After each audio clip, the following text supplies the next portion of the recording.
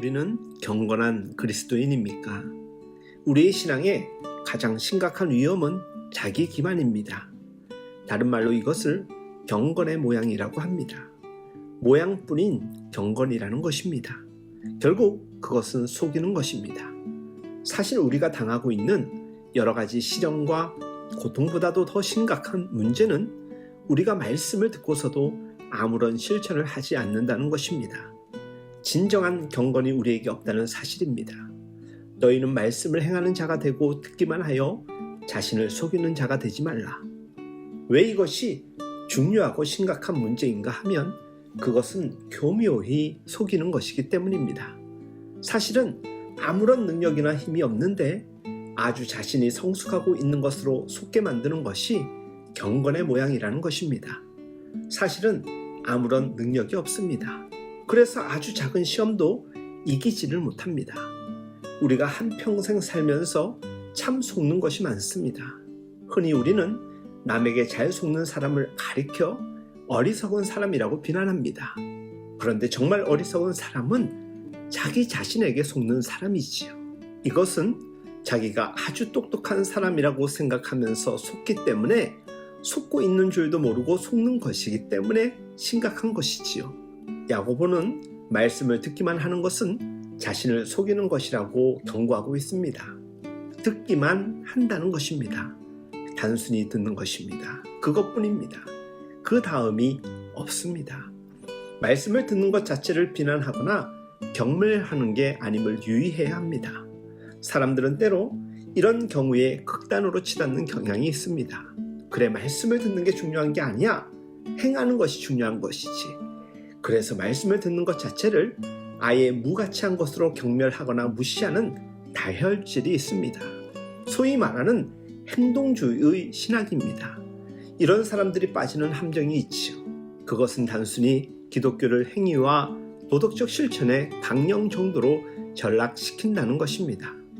여기서 듣는 것과 행하는 것은 결코 서로 대립적인 영역으로 분리시키려는 것이 아닙니다. 어떤 사람은 정의감에 불타는 행동과 도덕적 실천과 봉사에 민첩한 사람이 있습니다. 그런데 말씀을 듣고 그 진리를 이해하고 깨닫고 받아들이는 일에는 관심이 약하고 열심이 없습니다. 그런 사람의 경건도 믿을 만한 것이 못됩니다. 진리에 대한 깊은 수용과 깨달음 속에서 용해된 참 자유 가운데 이루어지는 실천이 아닌 모든 인간의 봉사는 그를 하나님 앞에서 진정한 성숙과 경건으로 이끌지 못합니다. 이것은 또 다른 하나의 기만이지요. 왜 야고보가 먼저 말씀을 듣는 일에 대한 중요성을 강조했는지를 우리는 생각해 보아야 합니다.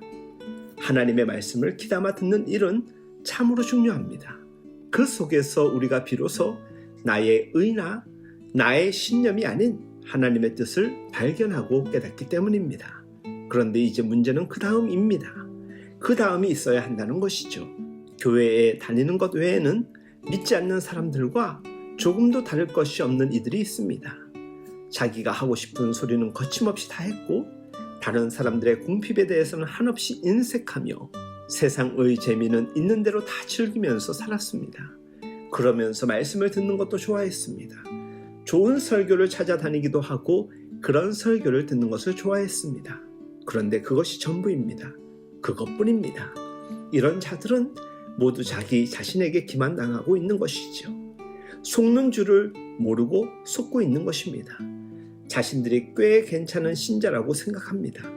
좋은 설교를 듣기를 좋아하고 있기 때문입니다. 그래서 자신들은 상당히 영적으로 수준이 있는 신자라고 생각하고 있습니다.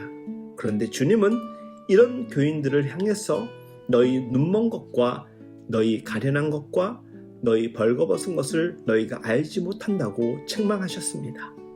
안약을 사서 눈에 발라 너희 벌거벗은 것을 보라고 말씀하셨습니다. 자신에게 이렇게 속고 있는 사람은 성숙을 이룰 수가 없습니다. 그는 아주 빈약한 사람입니다. 가련한 신자입니다. 주 안에서 사랑하는 여러분, 저와 여러분들은 어떤 사람들입니까? 어떤 그리스도인들입니까? 이런 진지한 고민을 하며 살아갈 수 있는, 그리하여 성숙을 이뤄가는 우리 모두가 될 수 있길 예수님 이름으로 축복하며 응원합니다.